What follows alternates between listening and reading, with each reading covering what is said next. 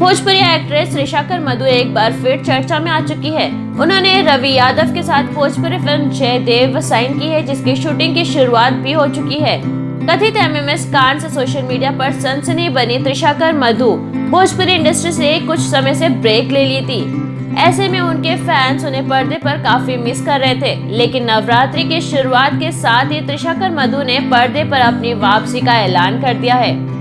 Bhojpuri film Jaydev का मुहूर्त शारदीय नवरात्रि के शुभ अवसर पर मंगलवार को रखा गया। मुहूर्त की तस्वीरें एक्ट्रेस ने खुद अपने सोशल मीडिया हैंडल पर शेयर किया है।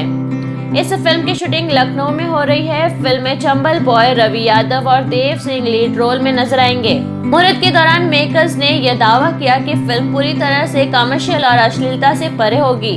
उनका कहना है कि ये एक अलग फिल्म है जिसे यूपी बिहार के यूथ काफी पसंद करने वाले हैं। मेकर्स का दावा है कि फिल्म की कहानी लाजवाब है और गाने भी एक से बढ़कर एक होने वाले हैं।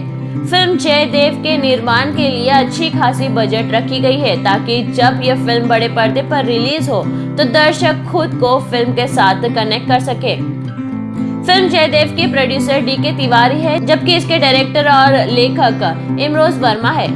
डीके तिवारी ने एक इंटरव्यू के दौरान बताया कि फिल्म जयदेव का निर्माण कान्हा पिक्चर्स एंड प्रोडक्शंस के बैनर तले हो रहा है।